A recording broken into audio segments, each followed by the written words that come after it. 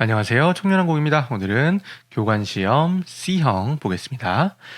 대형 무인기 조종사의 구분에 따른 역할로 옳은 거 물어봤네요. 자, 1번. 내부 조종사는 대형 무인기 내부의 시스템을 이용하는 게 아니고요. 내부 조종사는 원격 조종기 쓰지 않습니다. 이건 외부고요. 외부 조종사는 지상 통제소에서 원격 조종기로 조종한다. 이건 말이 안 맞죠? 외부에서 원격 조종기로 조종하는 사람이고요. 내부 조종사는 지상 통제소 내에 조종석에 앉아 있는 조종사다. 맞는 말이네요.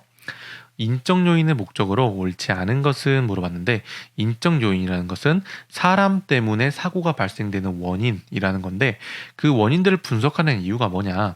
첫 번째는 수행의 증진, 퍼포먼스를 늘리기 위해서, 그리고 두 번째는 인간 가치를 상승시키기 위해서 우리가 이제 이 인적 요인을 분석한다고 해요. 이 두 가지 내용에 이제 좀 상세적으로 들어가면 많은 내용들이 있는데, 그중에서 요 세 가지 내용들이 일단 포함이 되고요. 자동화의 정교함은 아예 포함 내용이 아니라서 옳지 않은 것은 4번입니다. 자, 유인항공기, 무인기 사고의 인적 에러에 대해 설명이 틀린 거 물어봤는데요. 유인항공기와 사고의 그 인적 에러에 대한 내용을 볼 때는 뭘 기억을 하고 계셔야 되냐면, 우리가 이제 현재, 과거가 있고, 여기에 이제 인간의 실수, 이제 문제들로 인해서 사고가 발생되는 거, 기계 문제로 인해서, 기계적 결함으로 인해서 사고가 발생되는 거, 그걸 이제 통계적으로 이제 그래프를 그려보면은 이런 식으로 그려지게 됩니다. 기계적인 결함은 현재로 가면 갈수록 줄어들지만, 인간으로 인해서 사고가 발생되는 원인은 점점 늘어나요. 왜 그러냐면, 초창기에는 기계적인 결함이 많았지만 점점 보완이 되면서 기계적인 문제들은 보완이 많이 되고 있거든요. 하지만 사람은 변하지 않죠. 그래서 상대적으로 문제가 많이 늘어나고 있습니다. 자, 그래서 원래는 이 유인항공기와 무인기 사고에 대해서 이제 얘기를 나눴었을 때, 인적 에러의 비율에 대한 문제가 나온다고 한다면, 기계적 결함으로 인한 사고율은 줄어들고 인간 문제로 인한 이제 인간의 오류로 인한 사고율은 늘어난다라고 해야 되는데, 4번 보시면 둘 다 점차 줄어든다라고 돼 있죠. 그래서 틀렸다는 겁니다. 틀린 것은 4번. 자, 무인기 인적 요인 현안에 대해서 옳은 것은 하고 물어봤네요. 현재까지 무인항공기에 탐지하고 피하기는 인간의 눈에 필적하지 못한다. 맞는 말이고요. 바로 정답 나왔고요. 알파스 조종 자격으로 민간 관제 공역을 운항하려면 시계 비행이 아니라 계기판 보고 비행하는 계기 비행 규칙을 기억을 하고 있어야 되고요. 소형 무인기 조종 자격의 신체적 기준은 1종이 아니라 2종 보통 운전면허 딸 수 있으면 됩니다. 인간의 반응 잠재기는 무인기 술기 발전으로 잠재기가 짧아지고 있다가 아니라 개인마다 차이가 있고 인간의 잠재기이기 때문에, 인간은 학습과 훈련, 그러니까 교육을 받아야만, 학습과 훈련, 그러니까 교육을 받아야만 잠재기가 짧아집니다. 추상체와 간상체 설명으로 옳은 거 물어봤네요. 추상체하고 간상체는 인간의 눈, 시각에 이제 관련된 내용인데, 추상체는 이제 컬러를 보는 애고 간상체는 흑백을 보는 애인데, 당연히 이제 컬러를 보니까 추상체는 주간의 일을 열심히 하고요. 흑백은 야간의 일을 열심히 합니다. 요거 정도만 잘 알고 있어도 되는데, 조금 더 이제 봐볼게요. 간상체 활동 주시간대는 야간이며, 암수능 소요 시간은 추상체보다 짧다 했는데 길고요. 암수능은 어두울 암자를 써서 어둠에 적응하는 소요 시간인데, 간상체가 개수가 훨씬 많아요. 간상체가 이제 조금 더 추상체보다 개수가 많아서 암수능 소요 시간이 좀 더 오래 걸립니다. 그 세포 하나하나가 적응하는 시간이 필요하니까. 색각의 형태는 흑백이며 간상체는 망막의 주변에 분포하고요. 추상체 색각 형태는 컬러, 해상도가 높다. 맞는 말이네요. 추상체 활동 주시간대는 주간이고요. 그래서 옳은 것은 3번. 장치 신고를 필요로 하지 않는 초경량 비행장치의 비행 범위로 옳지 않은 것은 하고 물어봤네요. 필요로 하지 않는 것이 옳지 않은 거. 자, 이거 한명 문제죠. 이런 거 잘 골라내야 됩니다. 자, 필요로 하지 않는 비행장치 범위를 옳지 않은 거. 그러니까 필요한 범위 고르라는 건데 요것도 필요하지 않고요. 필요하지 않고 필요하지 않습니다. 4번도 자칫 잘못하면은 맞는 거 아닌가라고 생각할 수 있는데 뭐가 틀린 거냐면 무인 동력 비행장치는 무게 기준이 자체 중량이 아니라 최대 이륙 중량을 기준으로 삼죠. 최대 맥시멈 이륙 중량. 그래서 이게 틀렸다는 겁니다.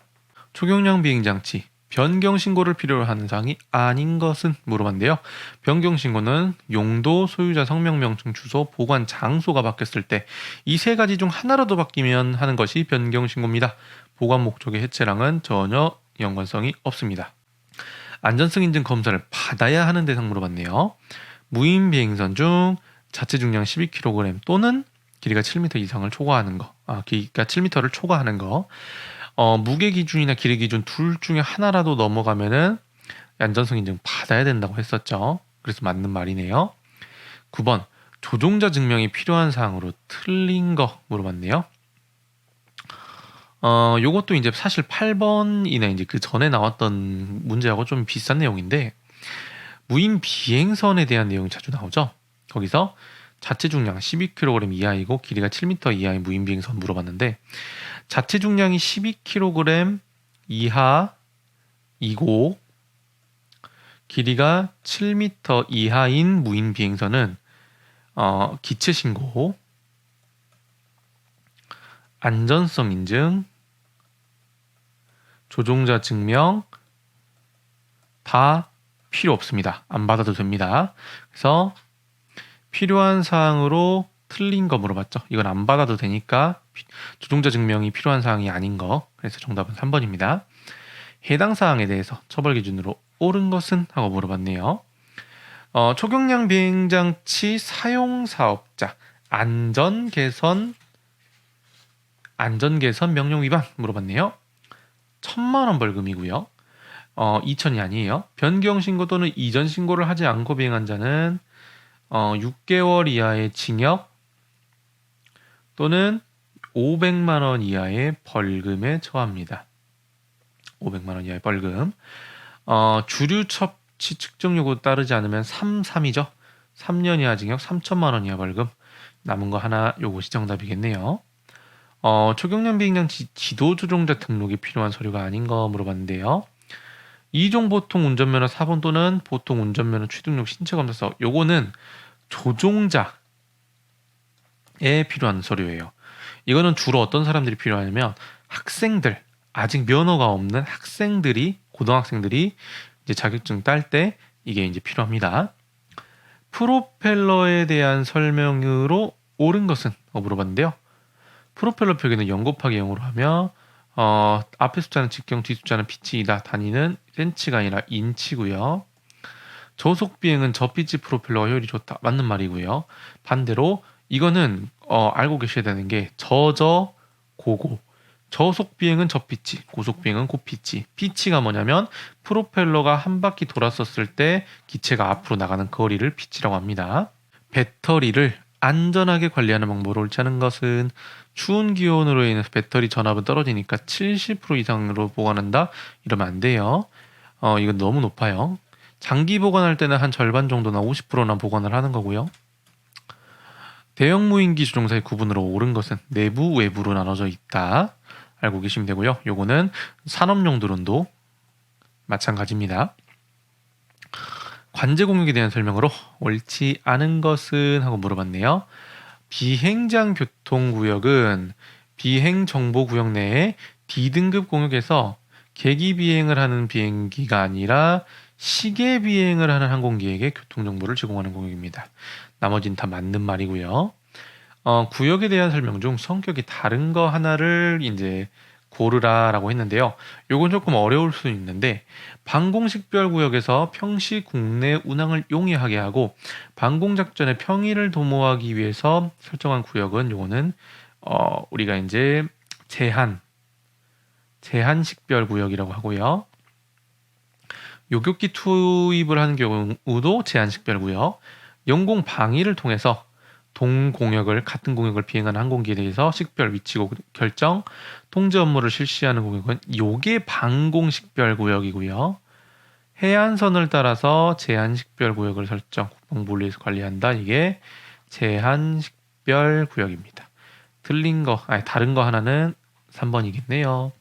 무인 비행 장치에 특별 비행 승인을 받기 위해 제출할 서류가 아닌 것은 하고 물어봤는데 무인 비행 장치 비행 절차, 정비 기록 필요 없고요. 안정 장치에 의한 세부 기록지가 아니라 비행 절차, 비행 지역, 그리고 이거에 대한 운영 인력, 그 기체에 대한 운영 인력을 담은 이제 계획서가 필요한 겁니다. 계획서, 세부 기록지가 필요한 게 아니라 계획서가 필요하고요. 데이터 링크 기술 설계할 때 고려할 사항이 아닌 거 물어봤는데 통신만 되면 됩니다. 수신기 배터리는 드론 배터리를 말하는 건데 드론 배터리가 작든 크든 통신만 잘 되면 되니까 요거는 관련이 없어요. 자, 19번 항공사업법의 목적이 아닌 것은 초경량 비행장치의 산업발전도모. 요거는 항공사업법은 항공기 자체 이제 그 사업법 그걸 말하는 건데 초경량 비행장치 산업발전도모는 이거는 이제 초경량 산업에 너무 극한된 문구죠. 그래서 항공사업법의 목적으로는 옳지 않습니다. 로그북 작성. 로그북이 뭐냐면 경력증명서 작성하기 전에 이제 쓰는 이제 기록부예요. 비행 기록부. 비행 기록부 작성인데 옳지 않은 거 물어봤거든요. 비행 경력증명서 양식은 자유로 하되 이게 틀렸습니다. 비행 경력증명서 양식은 이미 존재하고요. 이제 요게 아니라 비행 로그북, 그러니까 기록부 양식은 자유예요. 경력증명서는 자유로 하면 안 돼요. 왜 그러냐면 TS 공단에서 이제 확인을 하고 조종자든 이제 지도 조종자든 그 자격 증명을 이제 승인을 해주는 건데 그 양식이 자유면 안 되겠죠. 모두 동일하게 경력 증명서 양식을 동일하게 공통으로 해놔야 확인을 해서 올바르게 승인을 해줄 수 있을 테니까 이게 잘못된 겁니다. 비행 모드 중 기체에 대한 제어가 다른 하나를 고르세요. 원모드 브레이크 자동 모드는 이동 제어고요. 위치 고정은 자세 제어 모드입니다. 사고 보고에 대한 사용 중 옳지 않은 거 물어봤네요. 사고가 발생했을 시 경위, 사상 또는 물건의 파손 기회 보고해야 되고요. 사망, 중상, 행방불명, 추락, 충돌, 화재 발생 중에 국토교통부령으로 정하는 것을 초경량 비행장치 사고로 한다. 맞고요. 사고를 일으킨 조종자나 소유자는 국토부 장관에게 보고해야 된다라고 돼 있는데 항공안전법상에 지방항공청장에게 보고하라고 돼 있어요. 우리가 이제 항공철도 사고조사위원회가 있잖아요. 이 위원회가 지방항공청 소속입니다. IMU에 대한 설명으로 옳은 것은 여기에 IMU 1번의 정의가 그대로 적혀져 있습니다. 그래서 이게 맞고요. GPS에 대한 설명으로 옳지 않은 거 물어봤는데요. 4개 이상의 위성신호 수신하고요. 빌딩이 많은 곳에서는 당연히 전파 방해나 이제 그 빌딩이 이렇게 있었을 때 전파가 이렇게 튕겨져 나갈 수 있으니까 효율이 떨어지고요. 멀리 떨어져 있는 위성을 쓰면은 안 되겠죠. 적당한 거리가 좋아요. DOP는 뭐냐면 우리가 4개 이상의 위성 신호를 이렇게 수신을 하게 되면 조금 짧게 그렸는데 이렇게 수신을 하게 되면은 여기 아주 조그맣게 겹치는 부분이 있죠. 이 겹치는 부분을 DOP라고 하는데 쉽게 생각을 했었을 때 자, 우리가 GPS로 사람을 찾는다고 가정을 해봅시다. 사람을 찾는데 이렇게 조그마한 범위가 있고 이렇게 큰 범위가 있어요. 자, 여기가 뭐 예를 들어서 광주광역시 광산구라고 해봅시다. 광산구에서 사람 찾는 거하고 대한민국에서 사람 하나 찾는 거하고 뭐가 더 쉽겠어요? 당연히 이게 쉽죠. 그래서 이 겹쳐지는 값, DOP 값이 작을수록 신뢰도, 이 값에 대한 신뢰도 그리고 정밀도가 올라갑니다. 정밀도나 신뢰도가 올라가요. 그래서 자, DOP 값이 클수록 신뢰도가 낮습니다. 옳지 않은 건 4번. 옥토콥터 로토는 이거 쉽죠. 옥토니까 8개겠죠. 자, 여기까지 C형 끝났고요. 저희는 다음 시간에 D형으로 뵙겠습니다. 감사합니다.